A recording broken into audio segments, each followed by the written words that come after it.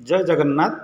Hello friends, आज आम जानिबा ये जो समस्त एलिमेंटारी शिक्षक शिक्षयित्री तालीम नौचंती से जो तालीम कार्यक्रम चली 5 डेज ट्रेनिंग प्रोग्राम कहीं ना नुआ पाठ्यपुस्तक पाई ये जो नुआ पाठ्यपुस्तक होईची से नुआ पाठ्यपुस्तक आम कौन पाई आज ये वर्ष 2026 रे लागू करा जीवो से कथा आपन टिके जानतु। आगुरी तो आमर थिला पुराणा बही थिला ये जो पुराणा बही थिला पुणी कहीं नुआ बही आसला यहाँ आम टिके देखा पुराणा बही रे कौन थिला नुआ बही रे कौन अच्छी यार सामंजस्य कौन अच्छी एवं या देहर कौन आउ नुआ अच्छी से कथा आम टिके जानिबा।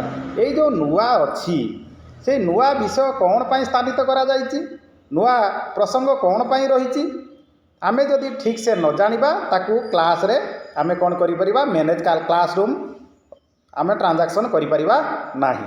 तेणु यही कथा जदि आमे जानी थिबा आमर या धर कौन नुआ अच्छी सरकार कहीं एठी विषय गुड़िक रखिंट क्या उपरे गुरुत्व दि जाइए आमर ताहार प्रोसेस गुड़ाक जानिले आमे एठी जानिबा कौन पाई रही कहीं रही आमे किपरि क्लास रे ताको नेकी व्यवहार करिबा यही सब कथा जानी गले आमे कौन करिबा ना जाइए क्लासरूम ट्रांजैक्शन करि परिबा एवं ता सहित पिला मानकर जो कॉम्पिटेंसी एलो भी लर्निंग आउटकम भी आसीबो आउ कॉम्पिटेंसी भी आसीबो। तेणु से सरकार आगे टीचर मानक तालीम दौरान जे नुआ विषय वस्तु जानवे केमिति ताकू नेकी लिंक करेइबे पिला मानक सहित से कथा जानिला परे तापरे सेटा क्लास रे दिया दिबो। एबे सब बही चली आसीबो तेणु आमे बेसी लॉन्ग हेजियो वीडियो बेसी कहिबानी। देखंतु आमे आज जानिबा ए जो सेकेंड डे द्वितीय दिनर फास्ट पीरियड बा फास्ट अधिवेशन कथा आमे जानिबा। तापरे आज सेकेंड दिन सब गुड़ा जानिबा टिके लॉन्ग हो गले भी आपन स्किप करेंगे ना जी आपन दरकार रिसीव करेंगे तापरे आमे चलवा। देखंतु स्टार्ट करवा बर्तमान ता पूर्व जदि आपन पंडा क्लासेस यूट्यूब चैनल को लाइक एंड सब्सक्राइब करि नथिबे ताहाले करि नबाक मोर विशेष अनुरोध। आसंतु आपण मानक पई एई कार्यक्रमटी को मु नै आछि। देखंतु आपण मानक जदि उपयोगी हबो आपण लाइक टे सब्सक्राइब टे करिवे। देखंतु द्वितीय दिनर प्रथम अधिवेशन 90 मिनिट एठी कौन रही ना भारतीय ज्ञान परंपरा ये ही भेरी भेरी इंपोर्टाट जोटा आसी आमर यहीटा ही आपण मानक पई माने इंपोर्टाट अच्छी भारतीय ज्ञान परंपरा। आपण सब बेले मन रखिबे जदि आमे तार पृष्ठभूमि को जानिबा ताहाले आमे दल रे जहाँ आलोचना होची करि परिबा एवं सब किछि आमे आंसर दे परिबा एवं एको बुझी परिबा। तेणु पृष्ठभूमि होची भेरी भेरी इंपोर्टाट पृष्ठभूमि को आम जानिबा। देखंतु कौनसी भी राष्ट्र संपर्क में जानिबा को हेले देशर ज्ञान परंपरा जानिबा बुझिबा दरकार तेबे जाई से राष्ट्र संपर्क ज्ञान आहरण करा जाई पारिबो। भारतस्य प्रतिष्ठे द्वे संस्कृतिस्थता अर्थात संस्कृत भाषा और भारतीय संस्कृति कारण विश्व में भारत होची प्रतिष्ठित मन रखिबे।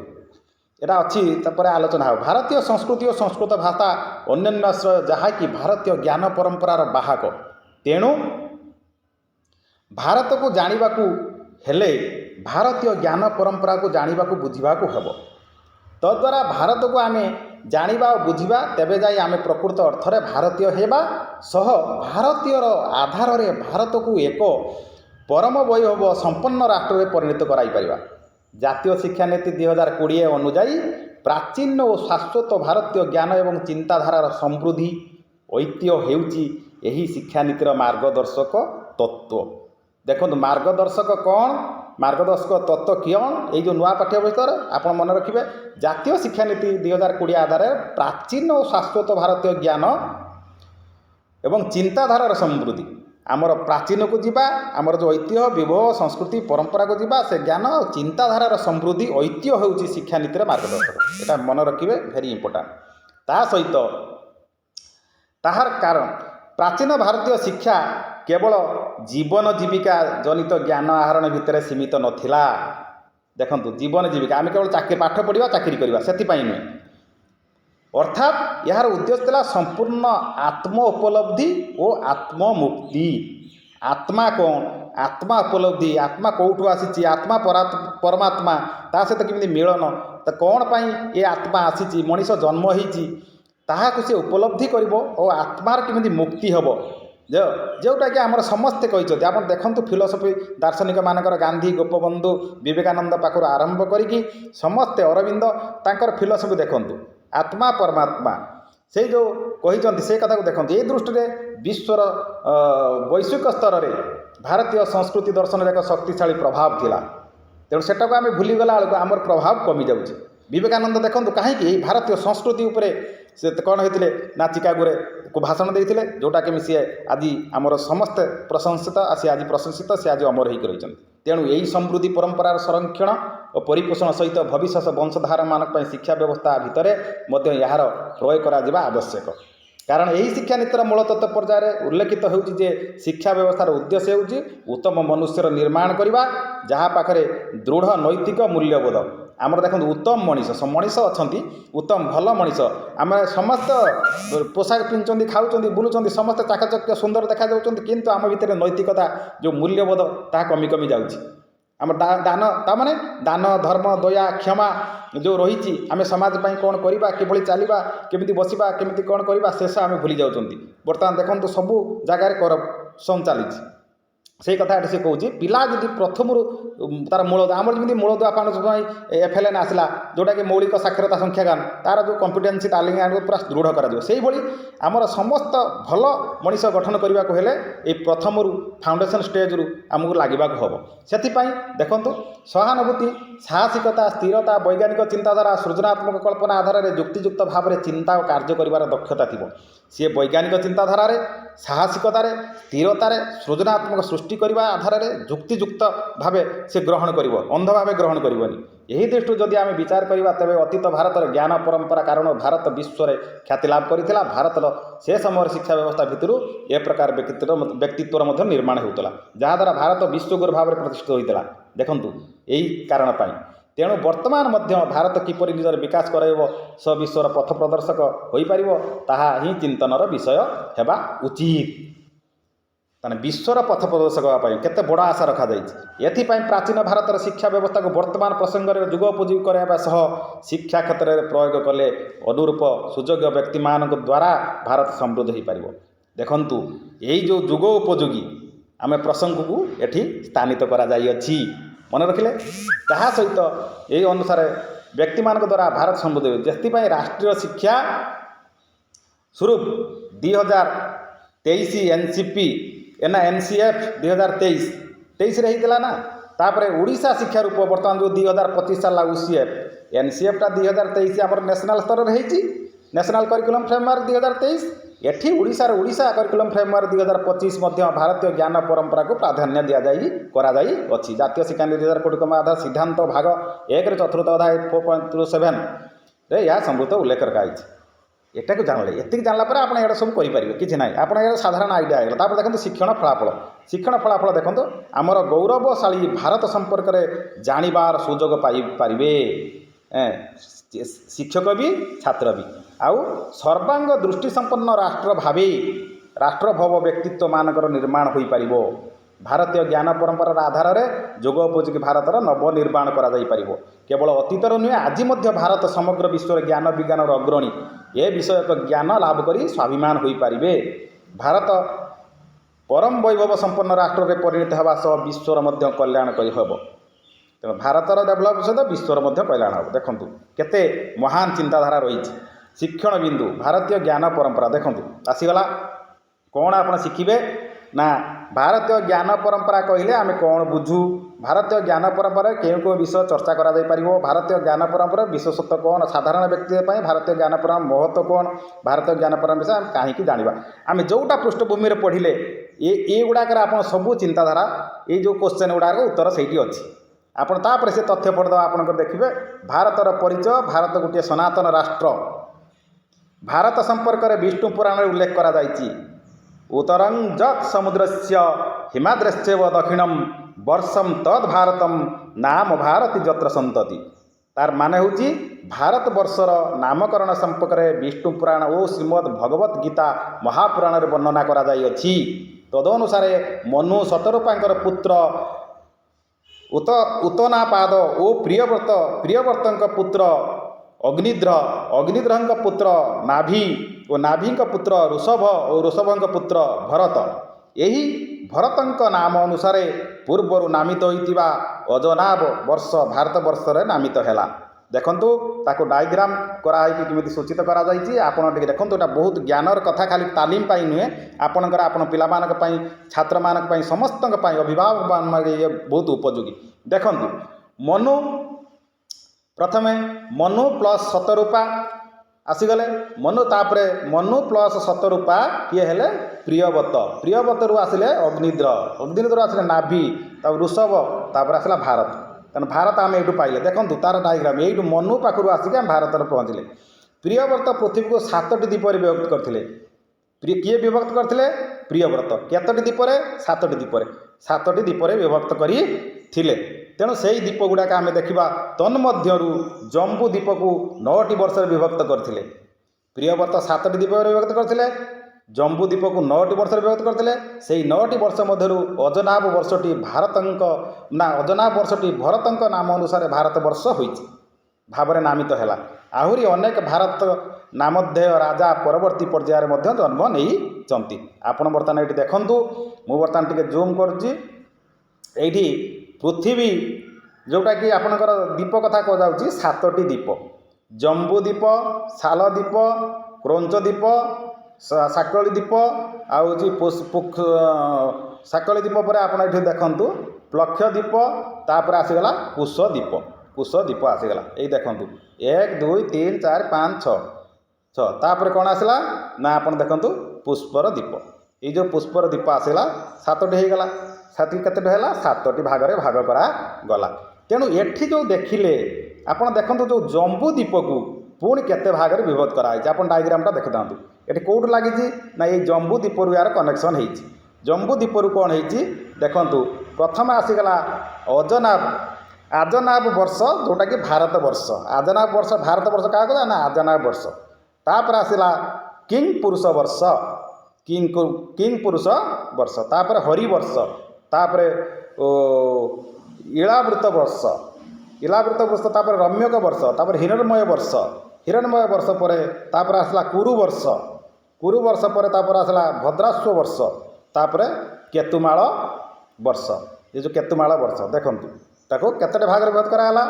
1 2 3 4 5 6 7 8 9, ତାକୁ 9 ଭାଗରେ ବିଭକ୍ତ କରାଯାଇଛି। ତେଣୁ ଏଠି ଆମେ ଜାଣିଲେ ଏକୁ 7 ଭାଗରେ ବିଭକ୍ତ କରାଗଲା, ତାପରେ ଜମ୍ବୁ ଦ୍ୱୀପକୁ 9 ଭାଗରେ ବିଭକ୍ତ କରାଯାଇଅଛି। ଏଇ ଜାଣିଲା ପରେ ଆମେ ବର୍ତ୍ତମାନ ପଳେଇ ଆସିବା ତାପର ଷ୍ଟେପ୍କୁ। ତାପର ଷ୍ଟେପ୍ରେ କ'ଣ କରି ଦେଖନ୍ତୁ, ଭାରତୀୟ ଜୀବନଶୈଳୀ ଆଗରୁ କେମିତି ଥିଲା? ଭାରତୀୟ ଜୀବନଶୈଳୀ କହିଲେ ସ୍ୱାମୀ ବିବେକାନନ୍ଦଙ୍କ ମତ ଅନୁସାରେ ପ୍ରତ୍ୟେକ ରାଷ୍ଟ୍ରର ଆତ୍ମା ଭିନ୍ନ ଏବଂ ଭାରତର ଆତ୍ମା ହେଉଛି ଆଧ୍ୟାତ୍ମିକତା, ଯେଉଁଟାକି ଆଧ୍ୟାତ୍ମିକ। କାରଣ ତାଙ୍କ ଭାଷାରେ ଭାରତ ଗୋଟିଏ ଆଧ୍ୟାତ୍ମିକ ରାଷ୍ଟ୍ର। ତେଣୁ ଆଧ୍ୟାତ୍ମ ପ୍ରେରିତ ଧର୍ମ, କର୍ତ୍ତବ୍ୟ, ପାରସ୍ପରିକତା, ଧର୍ମାନୁବୋଧିତ ସଂସ୍କୃତ ଜୀବନର ମୂଲ୍ୟ ଓ ସଂସ୍କୃତ ପ୍ରେରିତ ସଭ୍ୟତା ତଥା ପାରମ୍ପରିକ ପରମ୍ପରାଗୁଡ଼ିକ କାଳକ୍ରମେ ସଂସ୍କାରିତ ଭାରତୀୟ ଜୀବନଶୈଳୀରେ ପରିଣତ ହୋଇଯାଇଛି, ଯାହାକି ସମଗ୍ର ବିଶ୍ୱ ପାଇଁ ମଧ୍ୟ ଉଦାହରଣ ଅନୁସରଣ ହୋଇଯାଏ। ଆମେ ଯେତେବେଳେ ସଂସ୍କାର ହେଉଛନ୍ତି, ଯେତେବେଳେ ପାଶ୍ଚାତ୍ୟ ମାଡ଼ି ଆସୁଛି, ଆମେ ଯେତେବେଳେ ଆଗେଇ ଚାଲିଛନ୍ତି, ଆମ ପରମ୍ପରାକୁ, ଆମ ସଂସ୍କୃତିକୁ, ଆମ ଐତିହ୍ୟକୁ, ଆମ ବିଭବକୁ ଆମେ ଭୁଲି ଯାଉଛନ୍ତି। ବିଶେଷ କରି ଓଡ଼ିଶା ଆମ ରାଜ୍ୟର ଦେଖନ୍ତୁ ଯେଉଁ ବୀର ସାହସମାନେ ଥିଲେ ସେମାନଙ୍କୁ ଭୁଲି ଯାଉଛନ୍ତି। ଆମେ ସମସ୍ତେ ଚାକଚକ୍ୟ ଦୁନିଆରେ ଆଗେଇ ଚାଲିଛନ୍ତି। ସେଇମାନଙ୍କ ପାଇଁ ଆମେ ଯଦି ପ୍ରଥମରୁ ଫାଉଣ୍ଡେସନ୍ ଷ୍ଟେଜ୍ରୁ ପିଲାମାନଙ୍କ ମଧ୍ୟରେ ଆମେ କ'ଣ କରିବା, କ୍ଲାସରୁମ୍ରେ ତାଙ୍କୁ ଏଣ୍ଟ୍ରି କରାଇବା, ତାଙ୍କର ମୌଳିକ ଯେଉଁଟାକି ଫାଉଣ୍ଡେସନ୍କୁ ଗଠନ କରିବା, ତେବେ ଯାଇକି ସେମାନଙ୍କ ବିଷୟରେ ଭାବିବେ। ତାଙ୍କ ମନରେ ଯେଉଁ ପ୍ରକାର ଶିକ୍ଷା ଆସିବ, ତାଙ୍କ ହୃଦୟରେ ଯାହା ସ୍ଥିର କରିବେ, ତାଙ୍କ ମନରେ ଯାହା ଭାବିବେ, ଚିନ୍ତା କରିବେ, ସେ ତାଙ୍କ ଦେହ ସାରା, ତାଙ୍କ ଶିରା ପ୍ରଶିରାରେ ସେ କ'ଣ ହେବ, ସିଂହରଣ ହେବ। ସେ ବେପାର କରୁ, ସେ ବେପାର ବିଜନେସ୍ କରୁ, ସାର୍ଭିସ୍ କରୁ, ବା ତାର ପୂଜା କରୁ, ବା ଯେକୌଣସି କାମ କରୁ, ବା ରାଜନୀତି କରୁ, ସେବା କରୁ, ସବୁ କ୍ଷେତ୍ରରେ ସେ ଏଣ୍ଟ୍ରି ହୋଇପାରିବ ଏବଂ ସିଏ ଭାରତ ପାଇଁ କାମ କରିପାରିବ। ଦେଶ ପ୍ରେମ ତା ମନରେ ଜାଗ୍ରତ ହୋଇପାରିବ। ଏଇ ଦେଖନ୍ତୁ, ଏଇ ଯେଉଁ ଡାଇଗ୍ରାମଟି ଦେଇଛି, ଜୀବନଶୈଳୀ ଅଧ୍ୟାତ୍ମା ମାନେ ହେଉଛି ଆପଣଙ୍କର ଧର୍ମ, କର୍ତ୍ତବ୍ୟ, ସେ ଠିକ୍ କର୍ତ୍ତବ୍ୟ କରିବ, ପାରସ୍ପରିକତା ସହ ମିଶିକି ରହିବ। ସଂସ୍କୃତି ହେଉଛି ଜୀବନ ମୂଲ୍ୟ, ଜୀବନଶୈଳୀ ଆଧ୍ୟାତ୍ମ ହେଉଛି ଧର୍ମ କର୍ତ୍ତବ୍ୟ ପାରସ୍ପରିକତା। ସଂସ୍କୃତି କହିଲେ ଜୀବନ ମୂଲ୍ୟ ସଭ୍ୟତା ପରମ୍ପରା। ଇଏ ହେଲା ମନେ ରଖିଥିବେ, ସଂସ୍କୃତି ସଭ୍ୟତା ପରମ୍ପରାକୁ ନେଇକି ଜୀବନର ମୂଲ୍ୟ, ଆଧ୍ୟାତ୍ମ ହେଉଛି ଧର୍ମ କର୍ତ୍ତବ୍ୟ ପାରସ୍ପରିକତା।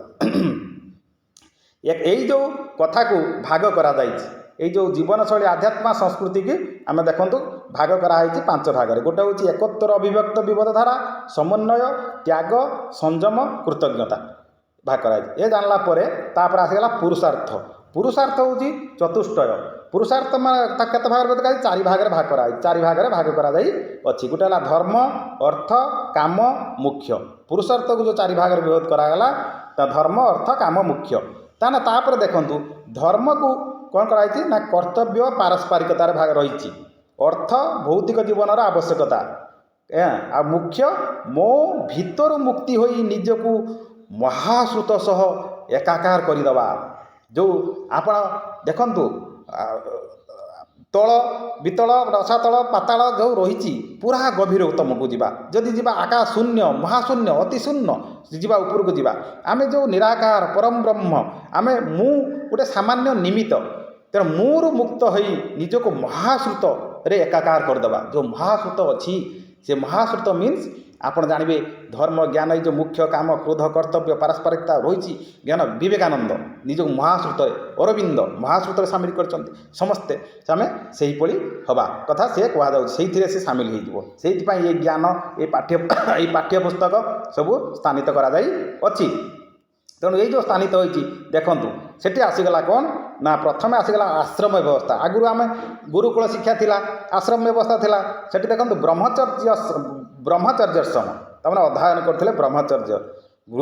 ଗୃହସ୍ଥ ଆଶ୍ରମ, ଗୃହାଶ୍ରମ ସେଟା। ବାନାଶ୍ରମ, ବାନାପ୍ରସ୍ଥ ଆଶ୍ରମ, ବାନାପ୍ରସ୍ଥ ଆଶ୍ରମ, ସନ୍ନ୍ୟାସ ଆଶ୍ରମ।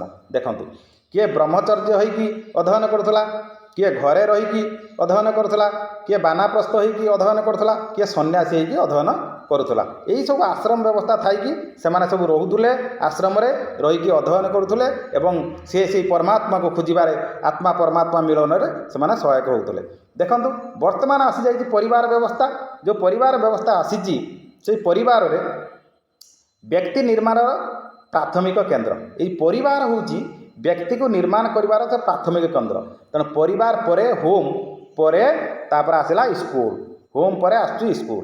ତେଣୁ ଦେଖନ୍ତୁ ଏଇ ଯେଉଁ ହୋମ୍ ଆଉ ସ୍କୁଲ, ତେଣୁ ଏଇ ଯେଉଁ ପ୍ରାଥମିକ କେନ୍ଦ୍ର ଦିଆହେଇଛି କ'ଣ ନା ସେ ପରିବାରରୁ ତା'ର ପରିଚୟ ପାଇବ, ସୁରକ୍ଷା, ଭାବାତ୍ମକ ଏକତା ଏବଂ ସାମାଜିକତା, ରାଷ୍ଟ୍ରୀୟତା, ବିଶ୍ୱବନ୍ଧୁତା, ପ୍ରକୃତି ସହ ସମନ୍ୱୟ, ପରମାତ୍ମାଙ୍କ ପ୍ରତି ସମର୍ପଣ ଏ ଆସିଯିବ।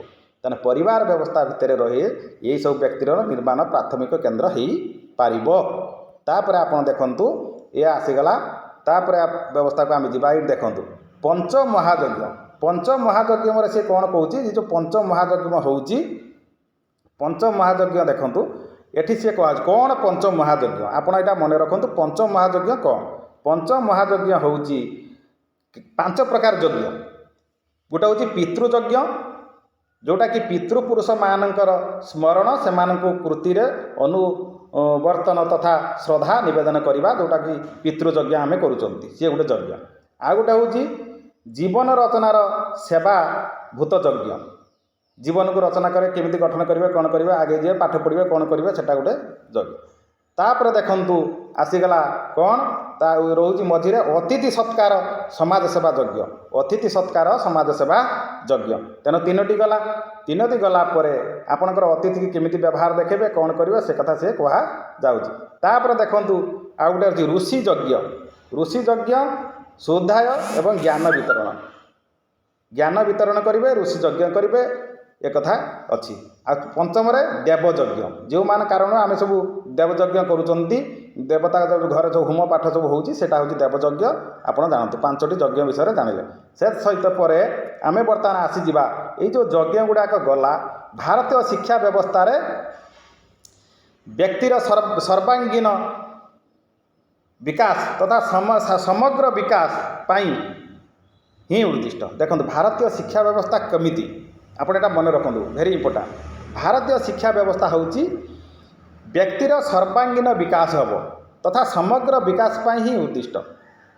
ଏଟା ହେଉଛି ତା'ର ଶିକ୍ଷା। 4 ଗୋଟି ଆଶ୍ରମ ମଧ୍ୟରୁ ପ୍ରଥମ ଆଶ୍ରମ ହେଉଛି ବ୍ରହ୍ମଚର୍ଯ୍ୟ। आश्रम ही शिक्षार प्रमुख भित्तिभूमि। षोडश संस्कार विधिर उपनयन संस्कारटी गुरुकूल ही होता है। तार परवर्ती पर्यायर ब्रह्मचार्य आश्रम प्रारंभ होता है। गुरुकुल होता है। गुरुकुल व्यवस्थार वैशिष्ट्य को टिके जानी नवा। देखो गुरुकुल शिक्षार वैशिष्ट्य होची गुरुकुल आचार्य और शिष्यंकर एकत्र सहबास्थान। गुरु शिक्षक बा शिक्षक छात्र गुरु शिष्य एका स्थान में रोते। गुरुंकर प्रत्येक तत्वावधान में शिष्य मैंने जीवन निर्वाह करवा। प्रश्न उत्तरात्मक शैली सेवा उक्ति समर्पण भाव अध्ययन करवा। शिष्य मान द्वारा आश्रम सब प्रकार कार्य समाधान हवा। यार आधार स्नेह श्रद्धा भक्ति विश्वास सम्मान जोटा कि आगुरी आपण मैंने जानतु राजा राजुड़ा मैंने करुले।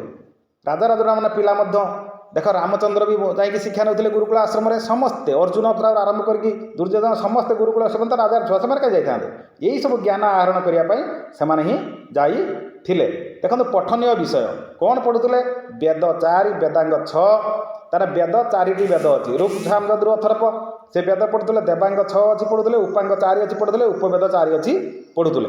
आपण मैंने यहाँ भल भाव बुझंतु से अनुसार से पढ़ुले। तापर वेद को देख भाग कराई। वेद को कत भाग कराई ना ऋक् यजुर साम अथर्व।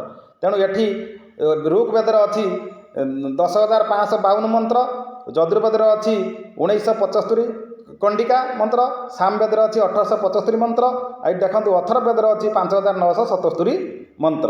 एठी सबुठू बेसी अच्छी सेकेंड रे एठी अच्छी तापर ये कम अच्छी। एठू देखंतु ये जो यजुर्वेदरू दुईटा आसी शुक्ल कृष्ण। यजुर्वेदरू दुईटा सृष्टि है शुक्ल कृष्ण।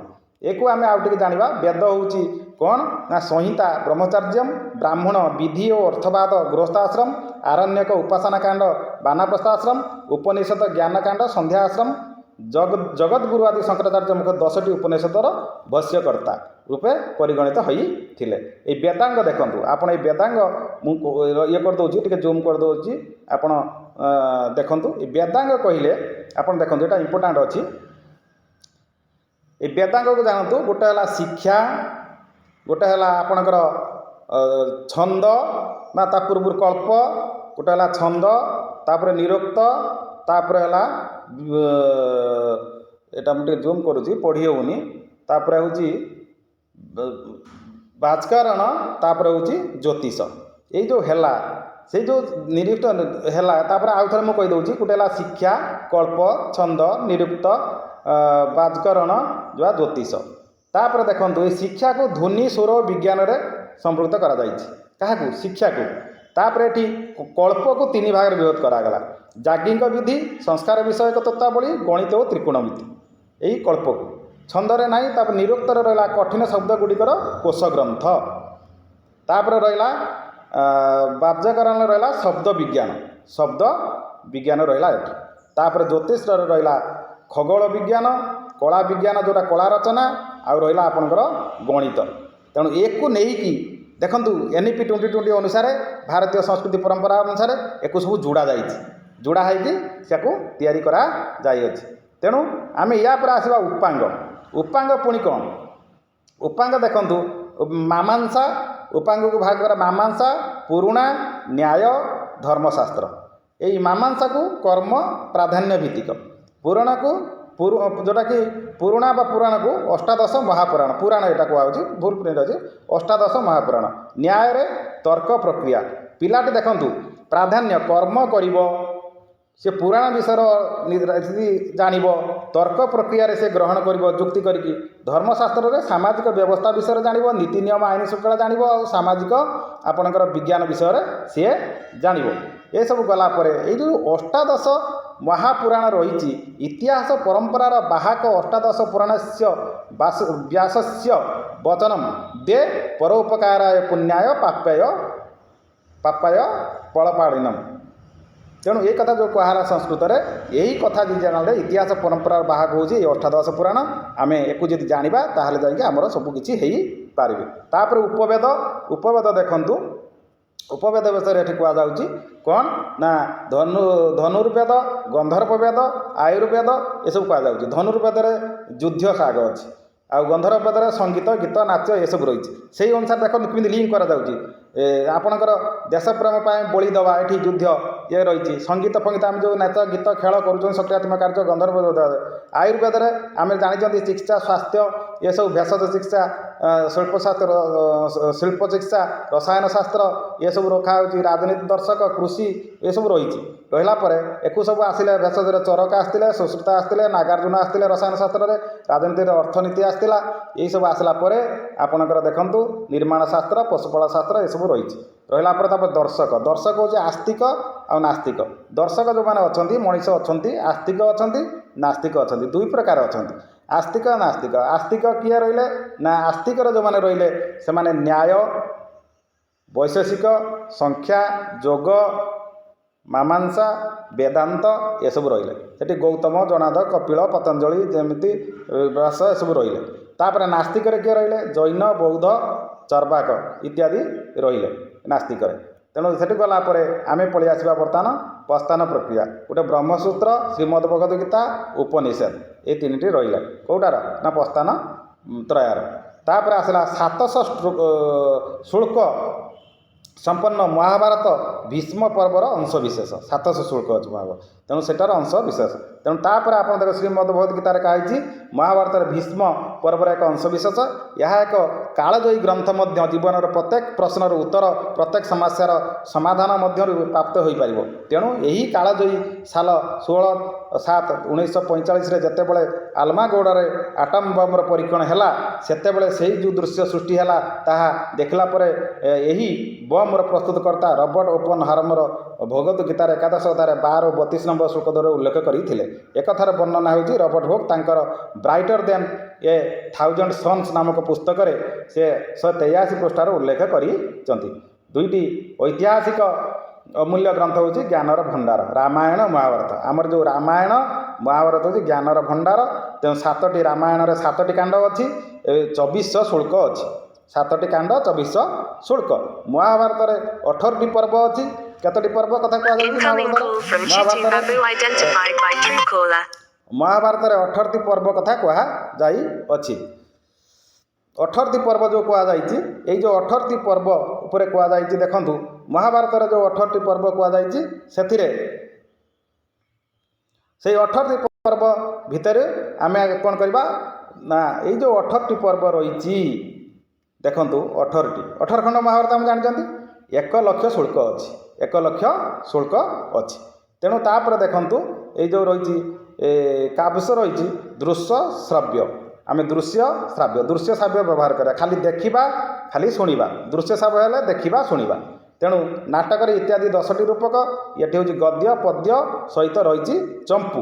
ଗଦ୍ୟ ପଦ୍ୟ ଚମ୍ପୁ ରହିଛି। ଏଠି କଥା ଆଖ୍ୟାୟିକା ମହାକାବ୍ୟ ଖଣ୍ଡକାବ୍ୟ ଇତ୍ୟାଦି ଏଠି ଗୀତ ସବୁ ରହିଛି। ରହିଲା ପରେ ଆମେ ଏହିପରି ସମୟରେ ଚାଲିବା। ଏଇଟା ବହୁତ ବଡ଼ ହୋଇଯାଉଛି ତେଣୁ ଆମେ ଫାଷ୍ଟ ପିରିୟଡ଼ ଭାରତୀୟ ବିଜ୍ଞାନର ପରମ୍ପରା ଏହିସବୁ ଆପଣମାନେ ଜାଣି ନିଅନ୍ତୁ। ଗୌଡ଼ ମୂତ୍ରରେ ଏସବୁ ଦେଖିଦିଅନ୍ତୁ। ଦେଖିଦେଲା ପରେ ଆମର ୟାର ପରବର୍ତ୍ତୀ ଅଧ୍ୟାୟ ପୁଣି ଆମେ ତାର ସବୁ ଦ୍ୱିତୀୟ ଦିନର ଦ୍ୱିତୀୟ ଅଧିବେଶନକୁ ଆମେ ୟା ପରେ ଆମେ ଜାଣିବା। ଏଇ ଯେଉଁ ଦ୍ୱିତୀୟ ଅଧିବେଶନକୁ ବର୍ତ୍ତମାନ ଆପଣମାନଙ୍କୁ ବହୁତ ବହୁତ ଧନ୍ୟବାଦ। ତେଣୁ ଯଦି ପଣ୍ଡା କ୍ଲାସେସ୍ ୟୁଟ୍ୟୁବ୍ ଚ୍ୟାନେଲକୁ ଲାଇକ୍ ସବସ୍କ୍ରାଇବ୍ ନ କରିବେ କରିନେବାକୁ ଅନୁରୋଧ। ଧନ୍ୟବାଦ।